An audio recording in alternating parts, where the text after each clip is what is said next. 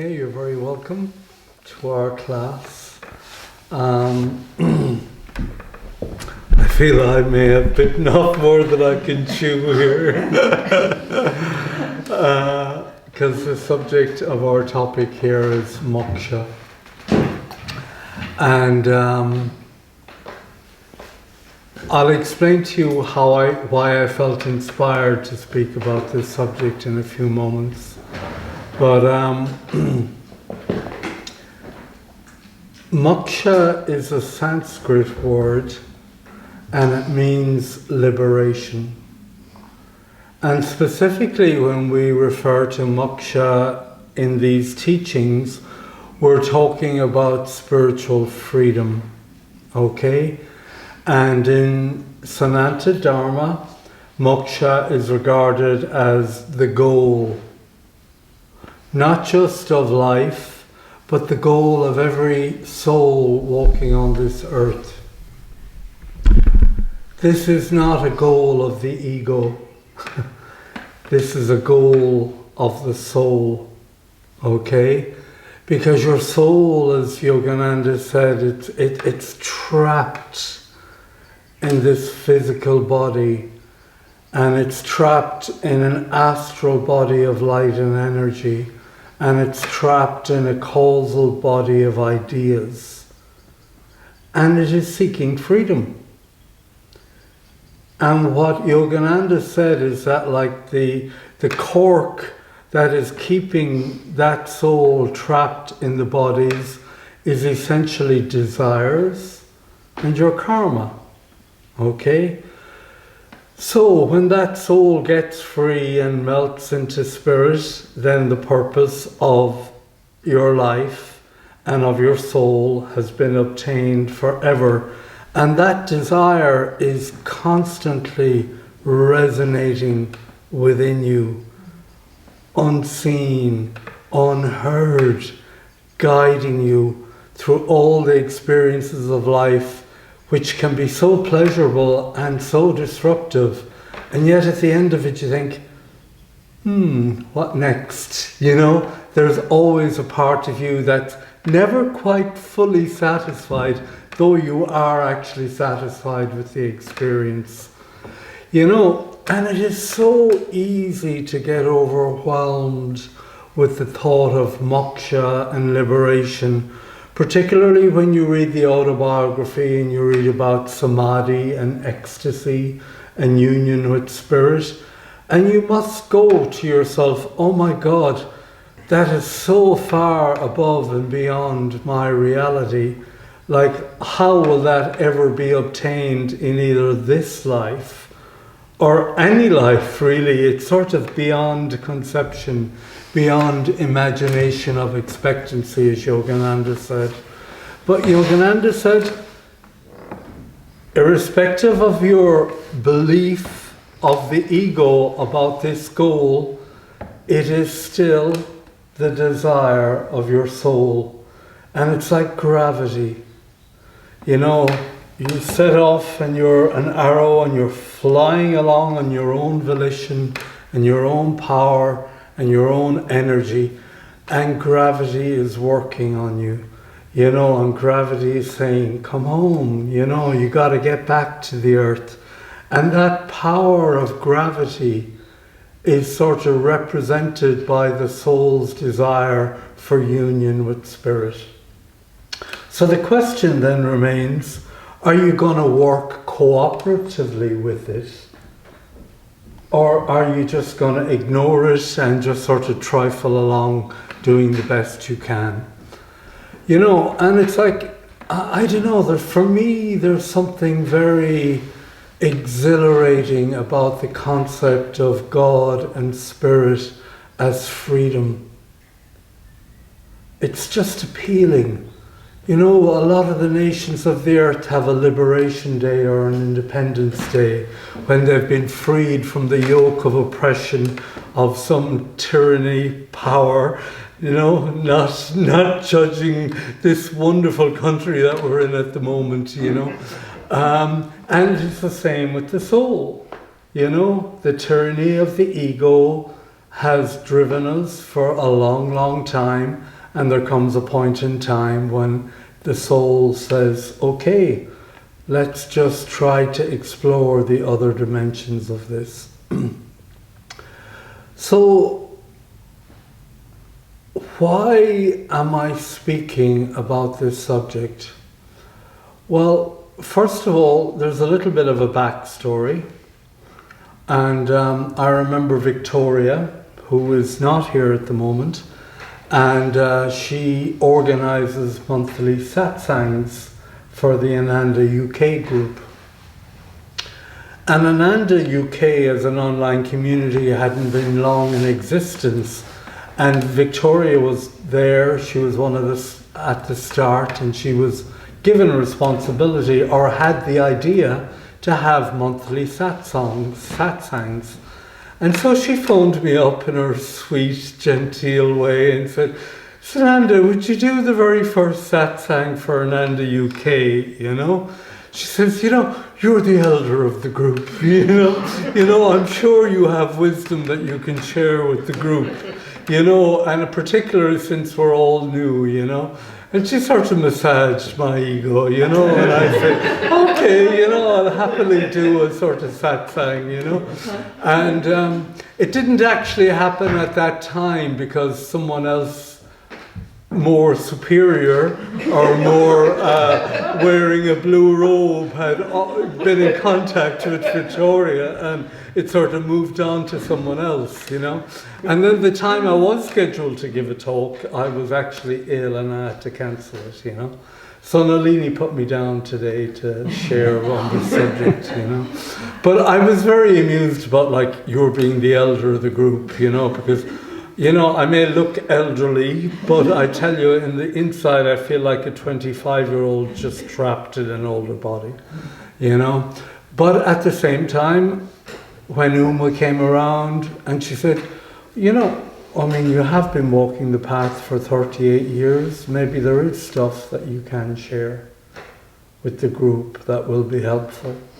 And through just the passage of the years and passage of experiences, you know, maybe there is a wisdom that can be of help to other people. But at that time, and it was before Christmas, and it was like, not the Christmas just gone, but the Christmas previous to that, it would have been around about November time when Victoria asked me.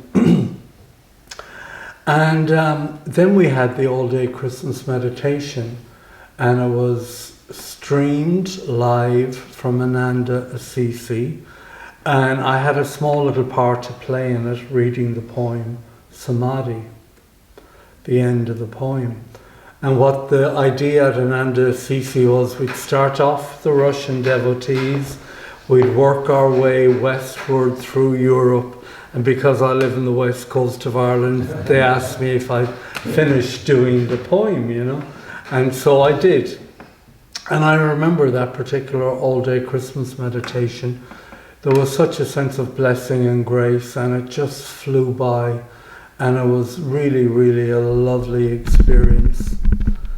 But around 2 days after that experience, and it was approaching Christmas, I was cooking a dish for the Christmas lunch on Christmas Day, and I had to go out and I had to do a whole load of shopping to buy the ingredients for the Christmas meal. And I went and did the shopping, and I sort of live quite remotely, and I can be a little, you know, it can be isolated, and I don't have a problem with solitude, you know, and my home is very quiet, you know. So I went off and I did the shopping, and I came out of the supermarket and said, okay, instead of going home, I'm going to go the extra 5 minutes drive and go up the west coast and just watch the ocean for a little while. And I drove up and I went to a car park above this town, and there was incredible views of the ocean, the Atlantic.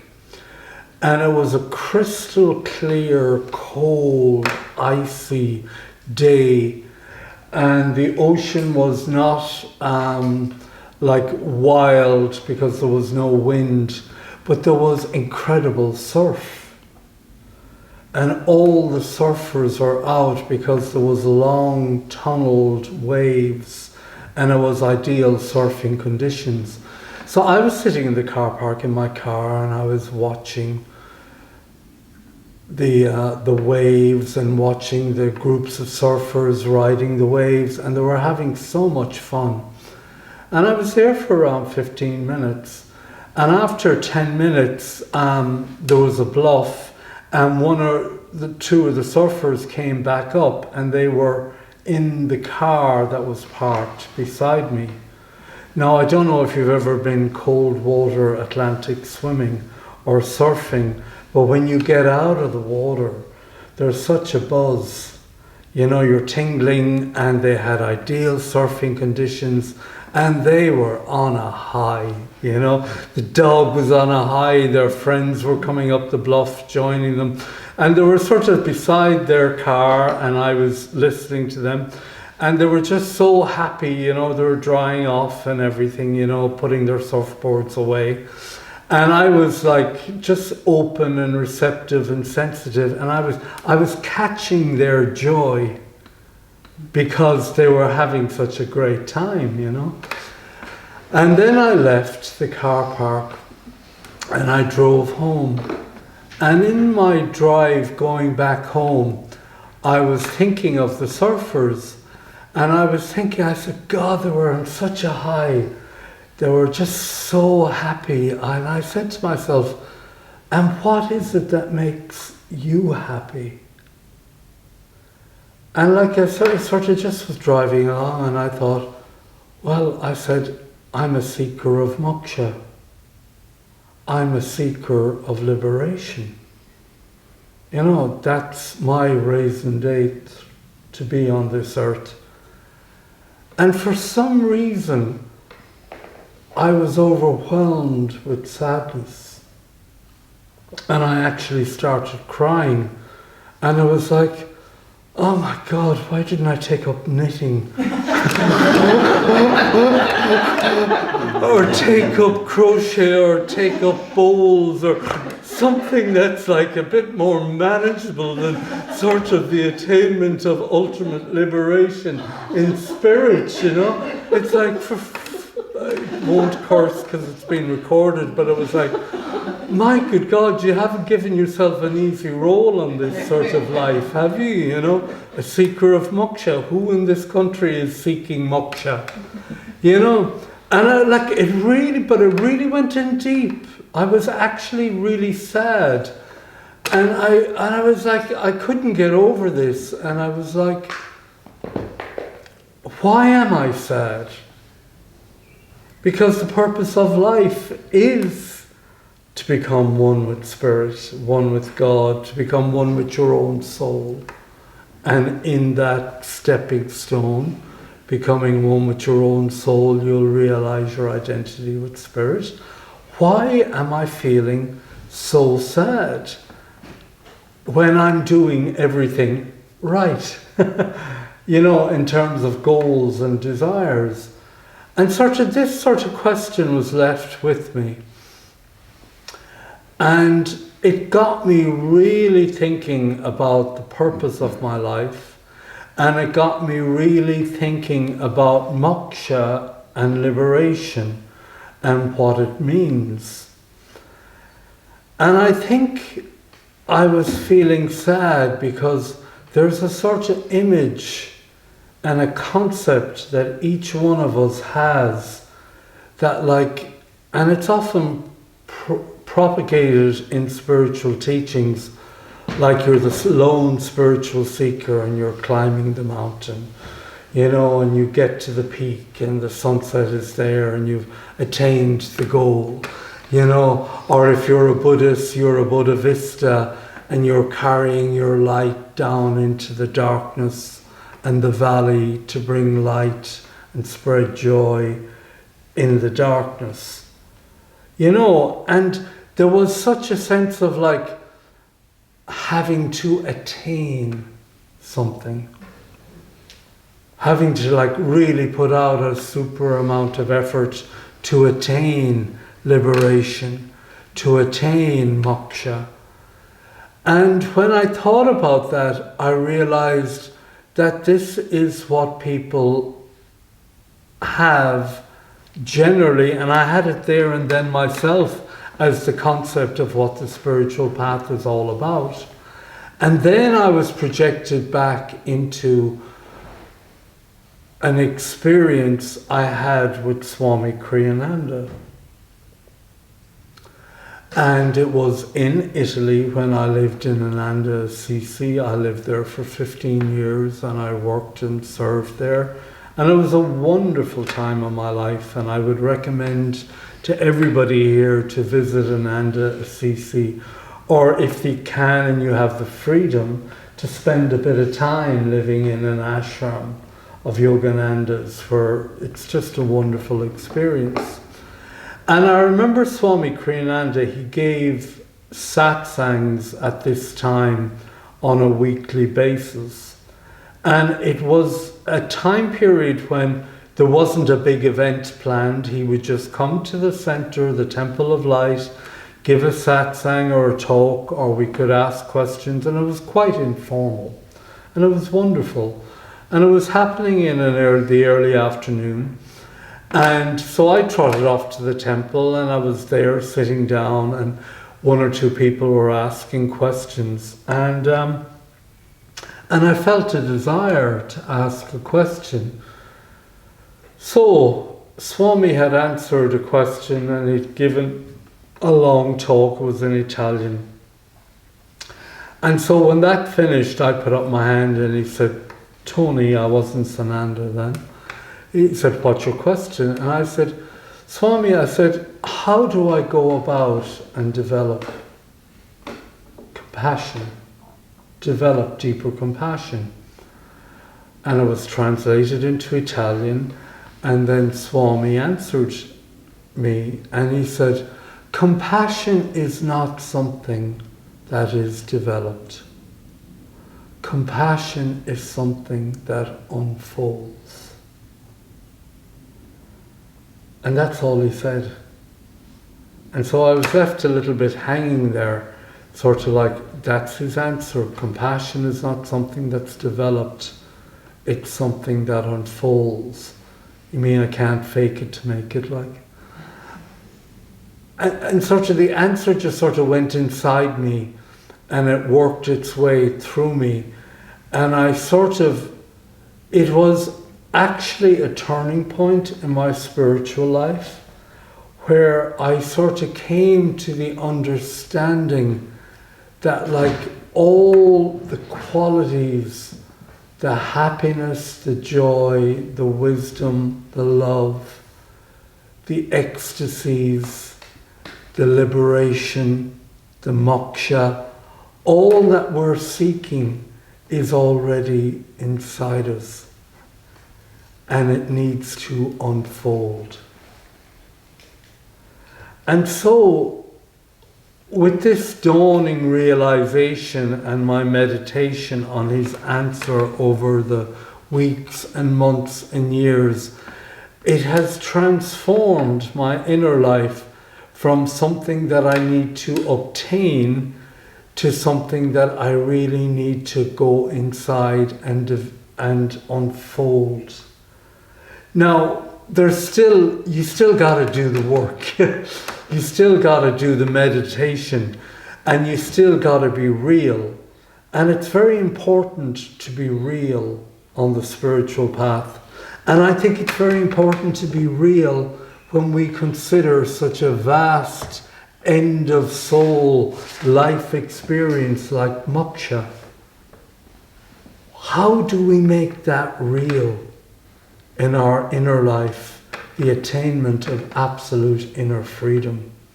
And so I'm going to ask you all to just close your eyes for a few moments. And we're going to do a brief visualization. So just imagine yourself standing in front of a building, maybe your home, maybe a building that you know, And that building needs to get painted on the outside. Okay? So you're standing in front of the center of that building a little way back and you're looking at that building. Now I want you to visualize a step ladder or a ladder on the left-hand side and a ladder on the right-hand side. Now the ladder on the left-hand side, the rungs of the ladder are 3 feet apart. So it's sort of really like a hard climb. And the rungs of the ladder on the right-hand side are just 1 foot apart. Now, I ask you a question. Which ladder is easier to climb?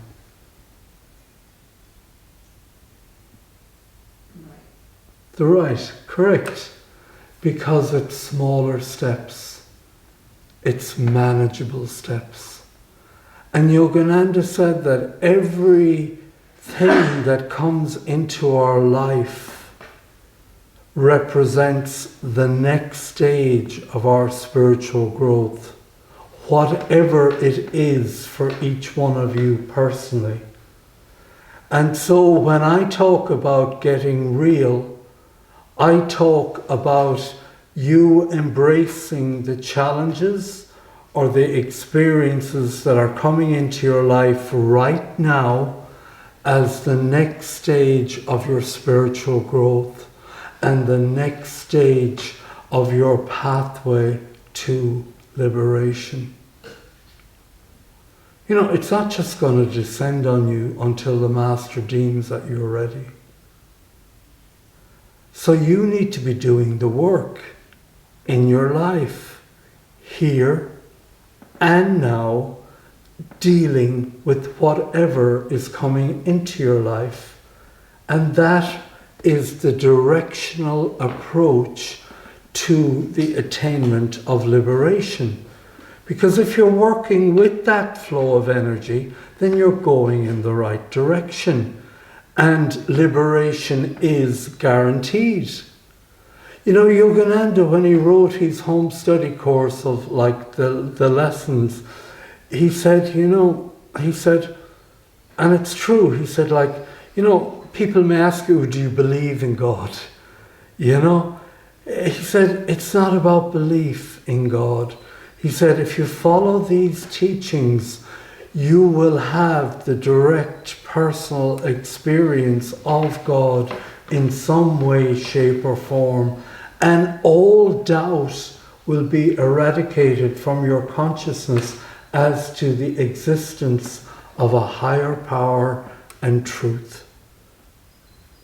All doubt will be eradicated from your consciousness as to the existence of a higher power and your relationship to that. Like what a promise to make in the very first lesson that he gives to his students. You know? So Yogananda hasn't just come to like get you to believe.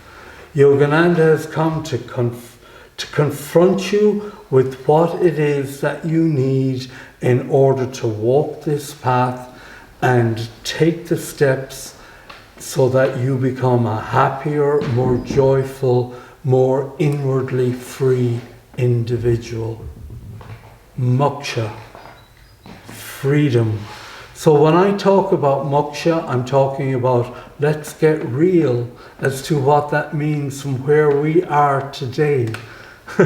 You know, and like, yes, the ecstasies and the samadhis, all that will come when you are ready. But you know, if you ever think that you have to like go out and develop that and achieve that, you're missing the point that it's already within you. Because even in all the readings that we've done today with Nalini, you know, and Swami Kriyananda, and he was experiencing Yogananda on the inside, and then he could hear Yogananda speaking in the other room. Like confusion, you know, and like, you know, and when you do have a blessing and you do realize that it's inside you, nobody can take that experience away from you. You know that the goals that you're seeking are inside you. There's an expression which was given at the start of the movie about Saint Bernadette of Lourdes. To he who believes, no explanation is necessary. To he who does not believe, no explanation is possible. You know? So, moksha. Yogananda said in order to attain moksha, there are 3 requirements. You need to have a physical body. You need to be incarnate in a physical body. As much as I love my cats, they have a bit of a journey ahead of them, although I heard Satya Sai Baba freed his elephants, you know. So, you know, I'm thinking, yeah, there's a journey there. The second requirement that Yogananda said in order to attain moksha, liberation, is you need to have a guru. One who is established in spirit and working with you from the other side. One with God, Yogananda, one with God. Purpose of his incarnation, to help and free souls. The third requirement for liberation is you have to cultivate the personal desire for God and the personal desire for liberation. So I'm going to speak very briefly on those 3 subjects now, and I'm going to concentrate maybe a little bit more on the third one, because that's where we have a lot of work to do. Okay? So the first one, you have to be incarnate in a physical body. Why is that? It's because your physical body with the spinal center and the brain has the capacity to experience divinity. Your chakra system is designed for the experience of higher aspects of divinity in your soul. I think we may all have experienced at some stage where we've had a meditation and we're so energized, it's just intoxicating, you know? And can you imagine when the sort of meditative states are going deeper and deeper, and like you need to be able to contain that energy within your nervous system? And when Yogananda himself was in the company of the sleepless saint in the Himalayan mountains, and he had run away from his guru, and he asked Ram Gopal, can you grant me the experience of ecstasy and samadhi? And Ram Gopal said, your nervous system isn't fully attuned yet, it's not strong enough. If I gave you the experience, you would burn up. So that means that we have work to do, developing our own capacity to strengthen our cerebral spinal system and our brain. And how do we go about doing that? Well, the whole techniques of meditation are designed around that, particularly when you get into the Om technique, which is given after discipleship, where you're listening to the sound of the chakras, and particularly with Kriya Yoga, where you're working with the energies of the spine, moving energies up and down the spine, and also with the higher Kriyas. You know, and so what does that mean for us in daily life? It means that, and like Swami has said this, he says, we need to live more in our spine. You know, and what does that mean? it means that when you're conscious and you're out and about, there's a part of your awareness that's sort of maybe tuned into your spinal centers or your heart centers, and or any of the chakras. You know, people think, oh, you've got the 3 lower chakras. You know, oh God, the lower chakras, how negative is that? But you know, those lower chakras are cool. You know, they have functions, and it's an out of tune lower chakra that may cause distortions in consciousness about certain aspects of your life. But if you're chanting Om at the chakras, you know, and like just say you're going for a walk and you're chanting Om at your heart chakra, you know, when you feel a response in your heart chakra, it's like, oh my God, you know, yeah, this is cool, you know, I can work with this, you know. And so we have work that we can do to live more in our spine. And this is work that each one of us have to do. And in saying this myself, I realized, oh my God, I mean, I haven't really been practicing it, but there was a period in my life when I was really tuning into the chakras and in my spine, in daily life as well as meditation. You know, and I need to sort of give myself a kick up the rear end and get practicing as well more on this. The thing is, there's so much to do on the spiritual path, and there's just so much, you know, but also we need to be very relaxed. So that bodily capacity and potential of the spine and the brain, this is what will experience moksha, you know. I often see it as like my spinal system and that energy system. It's like a Porsche, you know, or a beautiful, powerful car. I've never had a beautiful, powerful car. I know 1 or 2 people in this room who have beautiful, powerful cars, you know. But like when that Porsche, it's like we're that Porsche, and like the ignition is turned on, and it's in neutral, and it's just sort of gently sort of humming, revving. You know, we haven't even gone into first gear, or second gear, third or fourth gear. And I think that's the sort of power of the chakra system. You know, it has the power to go from 0 to 100 in like 6 seconds, you know, with like real power, you know. And like our bodies are like those Porsches, underused, just sitting, parking, purring engine, you know. And so we need to develop that engine power. Does that make sense to you? But it's a nice image, you know, but it sort of hits me. The other requirement that Yogananda said for moksha and liberation is the guru. Now, I mean, this is such a vast subject, and I'm not going to go into it so much in detail, because you could be talking forever and you still wouldn't have plumbed the depths of the guru-disciple relationship.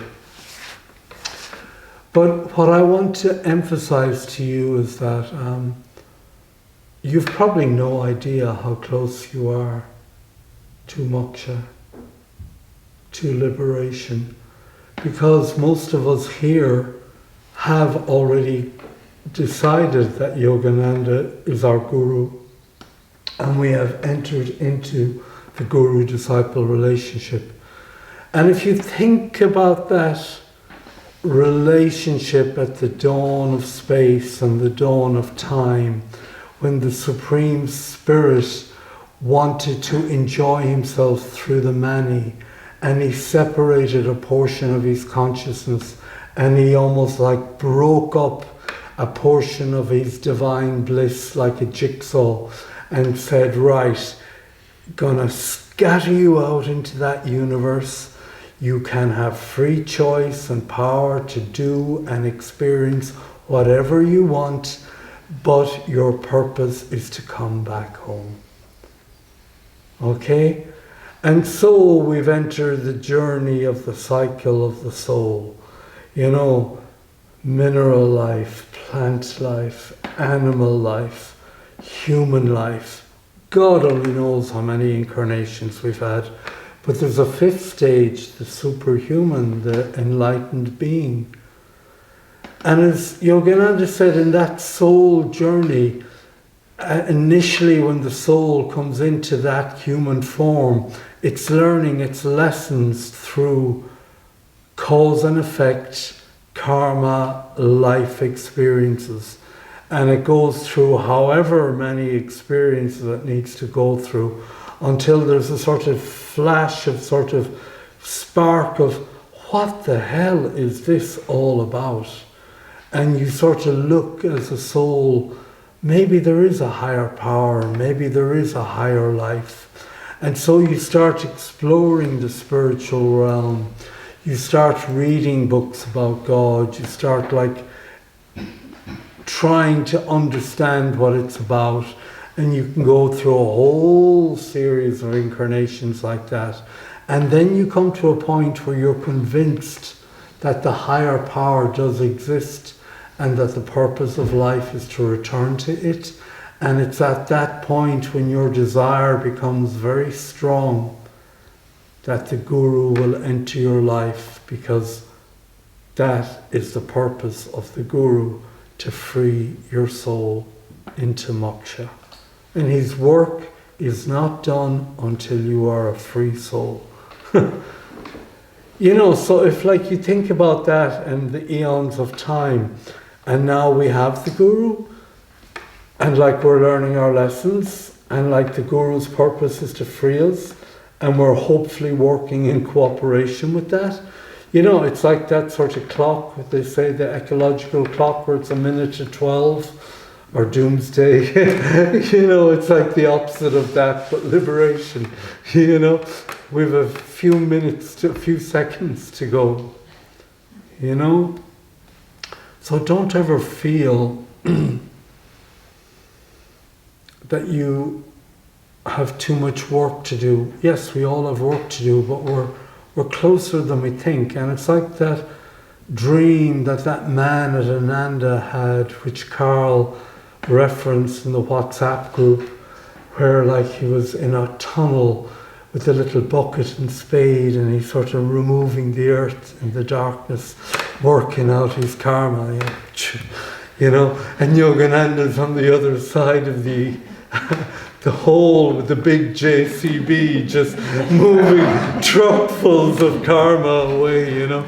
And like when you break through and suddenly like, you know, you have to be doing your little digging part, you know, but Yogananda is like working it from a much bigger scale.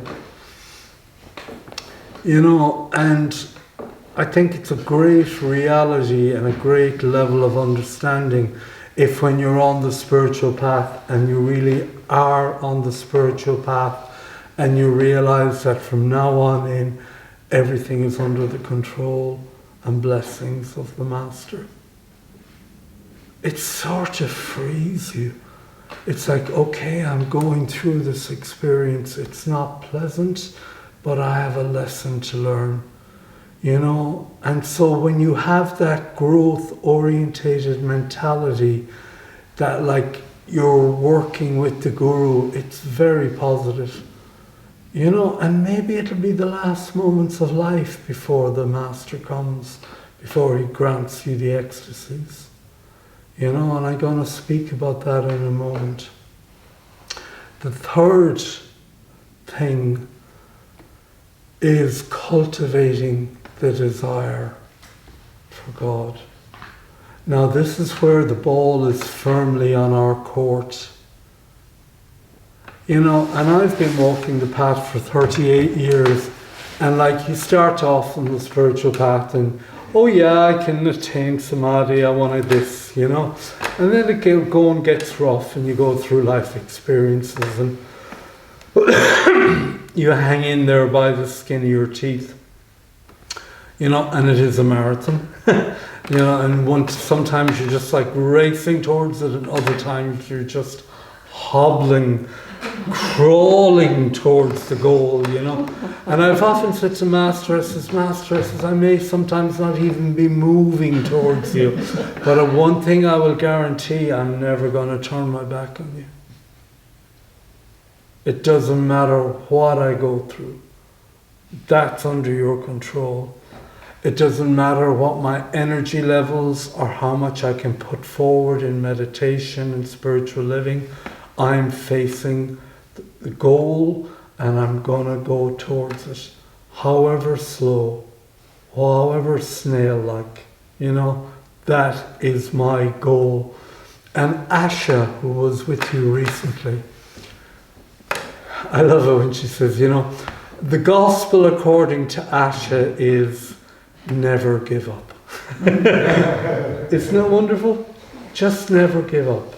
You know, keep going, never give up. You know, and if you can keep going and have a twinkle in your eye and a joyful attitude, then it's just brilliant, you know. But Yogananda gave a prayer, and I love this prayer. And I said it at the start of this meditation.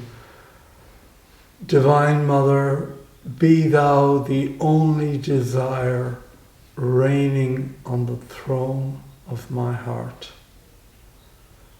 And that is the desire for union with thee. Now that doesn't exclude other desires, because let's get real, we're living in the world. You know, the whole purpose of life is desire orientated. Desire is not bad, but you just need to discern and discriminate, because you can have necessary desires and unnecessary desires. And you need to make that distinction within yourself. What is necessary for me here and now? And these change as you get older, you know. And as you get older, it sort of gets more simplified, you know. And it's wonderful.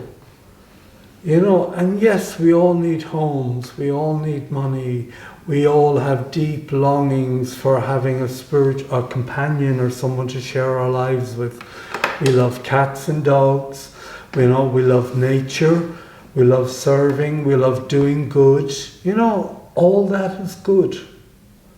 You know, but at the end of the day, it is your desire to become one with Spirit that will be the determining factor in your next incarnation, if that is so. So, and it's funny, you know, because I've sort of, you know, Master said like desires, or, you know, the desire for food, like it's one of the last things to go. You know, but I've got a bit of a medical condition at the moment, and my gastro-digestive system is not great. And you know, my love of food, because I was a chef and I lived in Italy, and I just love eating and just enjoying a good life.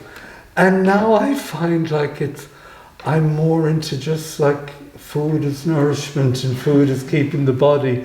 And it's like, you know, it's like, oh my God, you know, that desire is slipping away.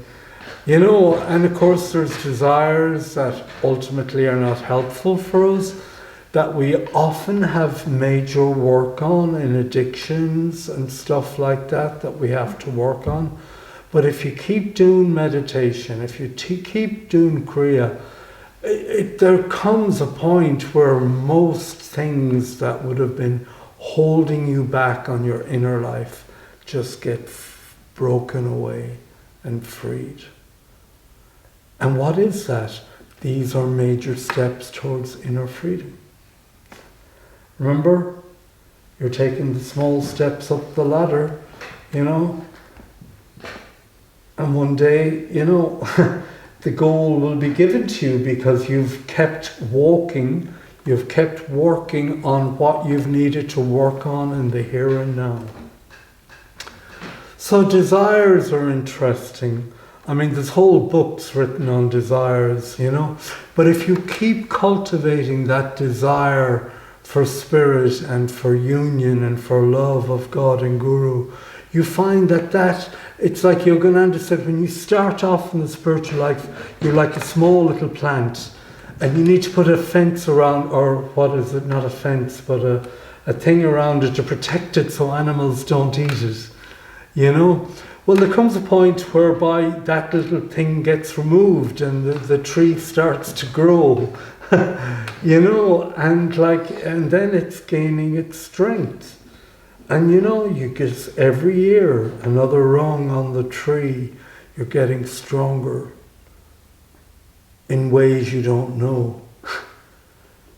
But it's a sort of process, and you often can't see the changes. But you know, if you keep having that desire for moksha, for spiritual freedom, you know, I mean, it's like it can only grow. And Yogananda said, once that seed for God realization is implanted in your soul, it will only grow and it will never stop growing. You know, it is the start of the end. And I don't mean that badly, you know, but like, you know, and God, who knows what awaits us when that desire starts to get fulfilled. You know, when you meet saints and you see their eyes and they're just so happy and content within themselves. And so this sort of leads me to a story which I'm going to close up with. And this is, I've never shared this story before. This is a story of an experience I had with Swami Kriyananda.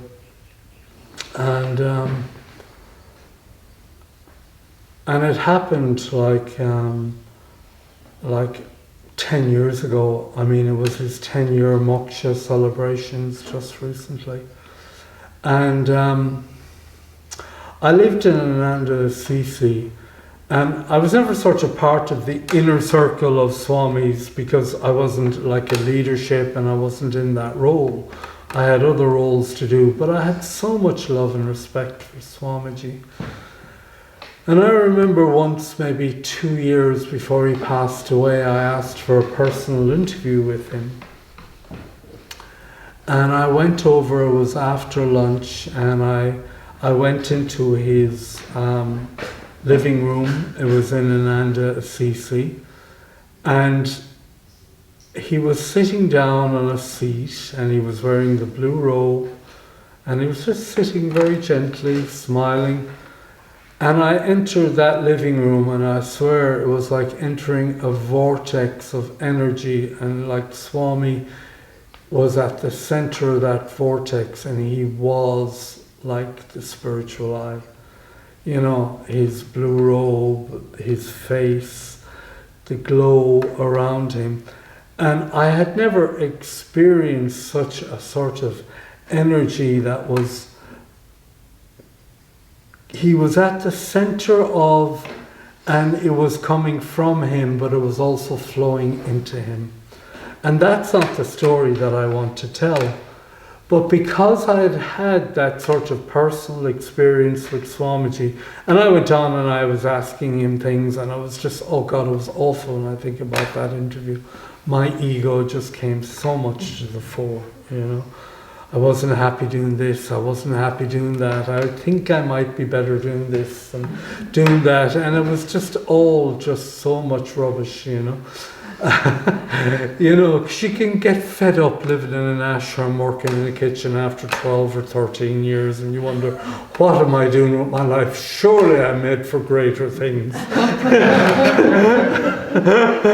You know, essentially that's where I was going to him with, you know, surely can't you recognize my greatness and see it, like, you know, and give me something important to do or something, you know. Sort of along those lines, you know. So he was very gracious and kind, you know.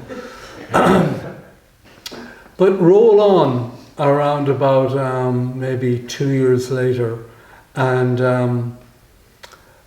this was the last year of his life, and Swami had gone through so much, and in the last phase of his life he was very withdrawn, and really he just had around him Narayani and Sergio, as you would have read probably from the book Give Me Thy Heart. And he really withdrew within to himself. And I think at the Easter of that time, he wrote a letter to the community leaders all over the world, and he said, I'm normally such an enthusiastic man, and I like to serve my guru and do what I can to develop this work. But he said, all my enthusiasm is gone. I'm weary. He says, all I want to do is just merge in God. That was where he was at. He just wanted to merge in God. You know, and I think the community leaders got a little bit of a fright, because it was like, oh, you know, what's he going to do? Is he going to go? You know, but a few weeks after that Easter, he was giving a satsang in the Temple of Light. And it was an official weekend, it was advertised. And he gave the satsang in the Temple of Light, and I was unable to attend because I was working in the kitchen. I was one of the cooks at the time. But for all of us who worked in the kitchen and were working when Swami was giving a talk, we always had this little sort of blessing or routine that when Swami was then coming from the temple, I don't know if you know the physical geography of Ananda, Assisi, and you come around the corner and you walk this sort of it's an outdoor area that leads from a sort of a gazebo into the main building. And the kitchen was at the side, so the kitchen was here, and Swami would have been walking with Narayani and Sergio and everyone towards us, okay? And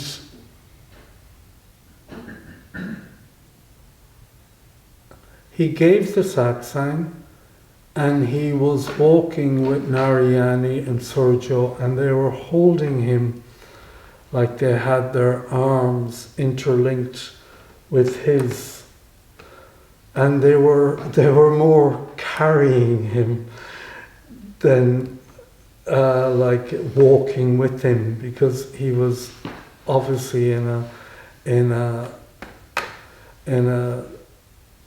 deeper state of consciousness.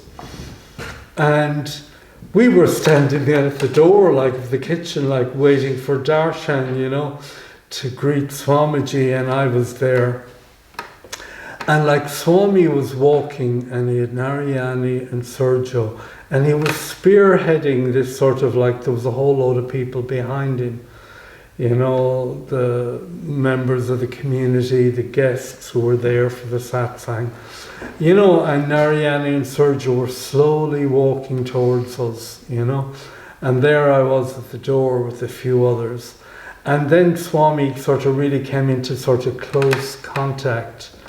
And I sort of pranamed at him. And I looked up into his eyes. And his eyes were like nothing I've ever seen before. Normally Swami's eyes are blue. But when I looked into his eyes, they were not blue. The whole universe was contained within them. Like the cosmos, there was stars, there was space. It was like that image of Krishna's mother, when Krishna stole the cheese and he ran off into the barn and she ran after him. And she said, give me back the cheese. I don't know why she's trying to get the cheese out of his mouth, you know, and she opened his mouth. And she saw the universe, and she saw her taking the cheese out of Krishna's mouth in that image. And I looked into his eyes and I saw this almost cosmic experience, and I swear I jumped back. I was so shocked. I was so shocked I couldn't process it. It was like the Swami had blue eyes and they were always smiling and kind and loving and radiant. And this was not the eyes of Swami. It was like, he was in another state of consciousness. And like, I just wasn't ready for that experience. And like, I never spoke about it. I couldn't process it, you know. And I mentioned it recently to some of the leaders in Ananda, Assisi, and they said, yeah, he was in that like consciousness towards the end of his life. And Master gave him Moksha at the end of his life. And Swami passed away a few days after. You know, and it's like Swami has always led by example, and he has always gone through a lot of experiences, and I think a lot of what he has gone through has been setting an example to us on the spiritual path of how to live the life, you know. And I saw those eyes and I realized Swami's consciousness is vast, you know. He is merging in God, you know, and this was an experience of a cosmic experience of God, you know, that was going on for him at that time, you know. And it was like, Swami attained the goal, you know, and he's setting the example for all of us. Why can't we do our best and put forth that effort? And in our own time, we also will attain that goal, you know. And like, even though I was shocked and frightened by what I saw, that's just because I was shocked and frightened because it was not what I was expecting. You know, and it's the same with Rimini Mata when she saw Master, you know, and he said, I'll always be in that state inwardly now, you know, but I will cover it, so I'll be my sweet loving Yogananda to all who come across, you know. So, Moksha. Do you feel it is attainable? I hope at the end of this you will at least recognize that we can walk towards it very joyfully. Okay, thank you. Thank you so much.